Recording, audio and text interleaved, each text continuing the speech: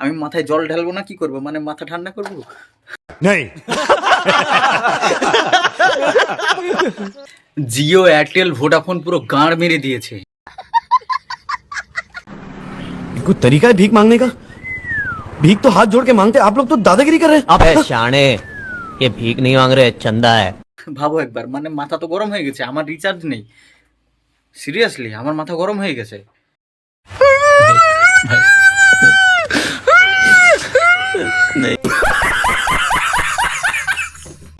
अगर रोजेदार के सामने पानी पीना गुनाह है तो खुदा की कसम ईद वाले दिन नए नए कपड़े पहनकर उस गरीब की गली से गुजरना भी गुनाह है।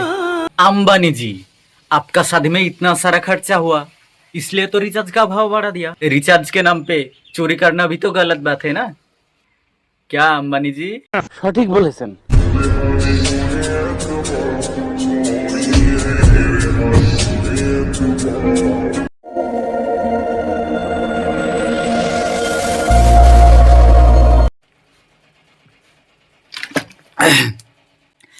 জিও, এয়ারটেল, ভোডাফোন পুরো গাঁড় মেরে দিয়েছে।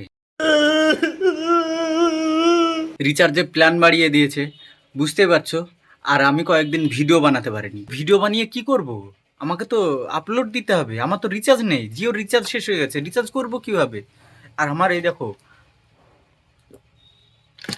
গলা দিয়ে জল নামছে না, সিরিয়াসলি আটকে আটকে যাচ্ছে। রিচার্জের প্ল্যান দেখে। এদিকে আইপিএল থেকে শুরু করে ক্রিকেটের টি-20 ফাইনাল ম্যাচ ইন্ডিয়া জিতে গেল, মানে সব খেলা হয়ে গেল। এদিকে আম্বানিদের বিয়ে শেষ হচ্ছে না।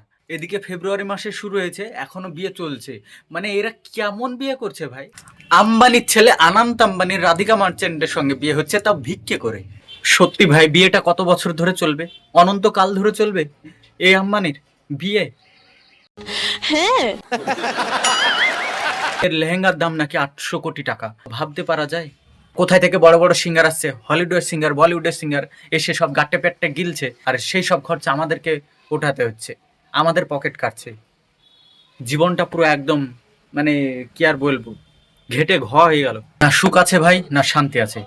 দেখতে পাচ্ছি সামনেও আবার পুরো বাস আছে। এদিকে আবার শুরু হয়ে গেছে ওয়েডিং, প্রি ওয়েডিং আবার শুরু হয়ে গেছে নতুন করে। মানে এদের বিয়ে যে কত সাল ধরে চলবে, মানে আমার ভাবতে অবাক লাগছে। এরা হয়তো মানে চাঁদ থেকেও আবার সেলিব্রিটি নিয়ে চলে আসতে পারে। সামনে যে প্রি ওয়েডিং শ্যুট আবার গতকাল থেকে শুরু হয়েছে মনে হয়, সেখানে আবার চাঁদের হাট বসবে, মানে চাঁদ থেকে চলে আসবে সব সেলিব্রিটি। মানে তখন তো আরও খরচা বেড়ে যাবে, আরও হয়তো রিচার্জের প্ল্যান বাড়িয়ে দেবে। মানে আমার তো মাথা হ্যাং হয়ে যাচ্ছে। তাহলে সেই সব কি সহ্য করা যায়? আমি মাথায় জল ঢালবো না কি করবো, মানে মাথা ঠান্ডা করবো?